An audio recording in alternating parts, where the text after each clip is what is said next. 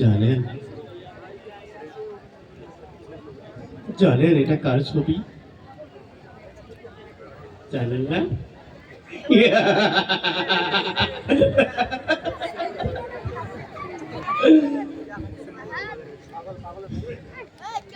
এটা কার ছবি আপনারা জানেন না? এটা এটা একটা বীরের ছবি। এটা এটা একটা দেশ মুক্তির ছবি। এটা এটা একটা আত্মত্যাগের ছবি।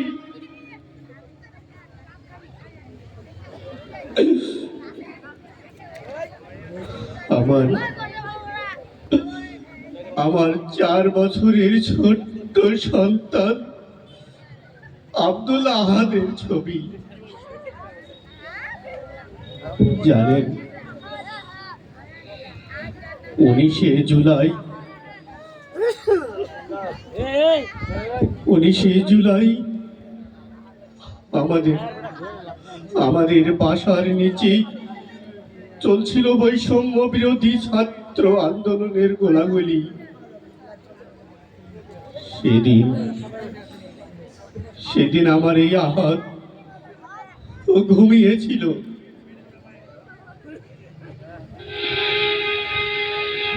গুলির শব্দ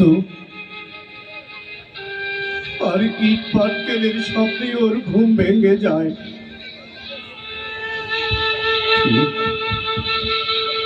ঠিক বিকেল 4টার সময় ও ঘুম থেকে উঠে বারান্দায় ছুটে গিয়ে দাঁড়ায়।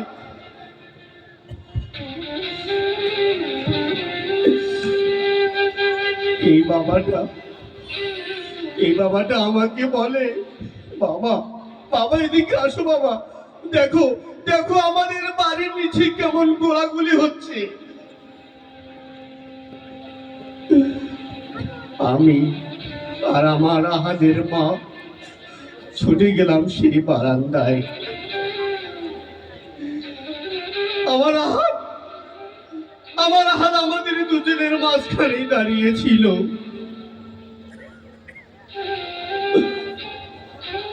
চারদিকে চিৎকার, আহাজারি, আত্মচিৎকার আর গোলাগুলি চলছিল। সেখানকার আকাশ বাতাস আত্মচিৎকারে থমকে গেছি।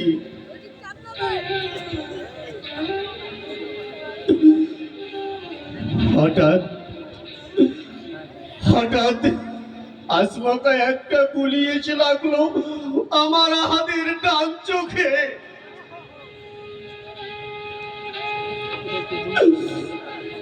আমার আহাদ একটি কথা বলতে পারেনি। সে সঙ্গে সঙ্গে মেঝেতে শুয়ে পড়েছে।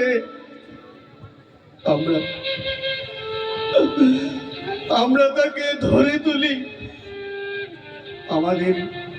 আমাদের এই হাতগুলো রক্তে লাল হয়ে গেল।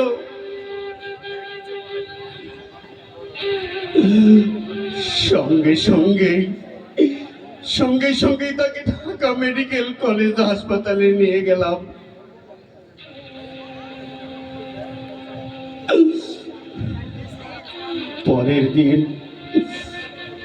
পরের দিন ঢাকা মেডিকেল কলেজ হাসপাতালের পরিচর্যা কেন্দ্রে রাত 8:30টার সময় আমার আহাদ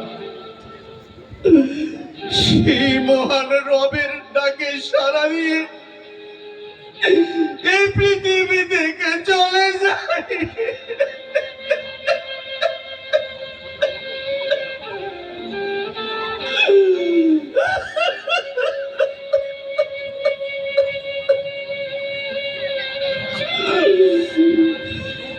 জানেন জানেন যেদিন আহাদকে গুলি লেগেছিল সেদিন আহাদ আমার এই বুকের উপর সকালবেলা শুয়ে বলছিল, বাবা বাবা আমি তোমাকে ভালোবাসি, বাবা আমি তোমাকে ভালোবাসি। তুমি আমাকে ছেড়ে যেও না, আমাকে আমাকে তোমার সঙ্গে অফিসে নিয়ে যেও আমাকে।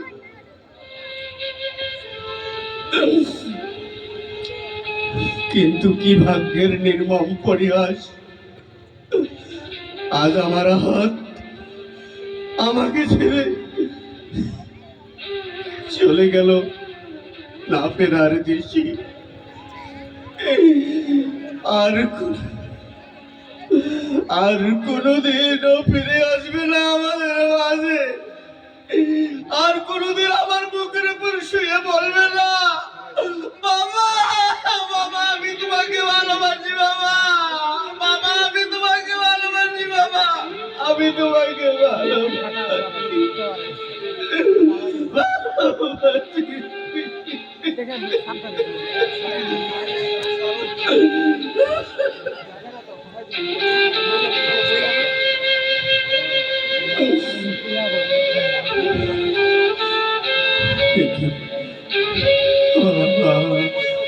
আমি কাঁদছি, আমি কাঁদছি।